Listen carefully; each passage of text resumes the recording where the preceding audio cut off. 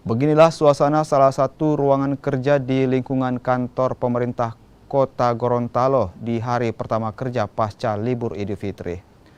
Tidak ada satu orang pun pegawai atau ASN di dalam ruangan bidang pembangunan, padahal masih dalam suasana jam kerja. Selain itu, kursi kerja di sejumlah ruangan lainnya juga masih terlihat kosong. Hanya ada beberapa ASN yang di dalam ruangan melakukan aktivitas kerja.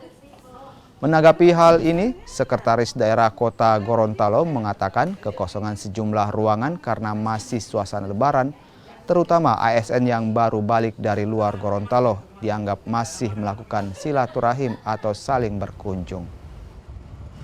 Memang ini masih suasana Lebaran, tapi yang jelas tadi mereka sudah melaksanakan apel perdana. Dan pada hari ini juga mungkin semua masih dalam suasana Lebaran. Kan belum semua yang ketemu, apalagi yang baru pulang, biasanya berlibur kunjungi misalnya dari Manado. Hari ini mereka melakukan seperti untuk silaturahmi, seperti itu ya.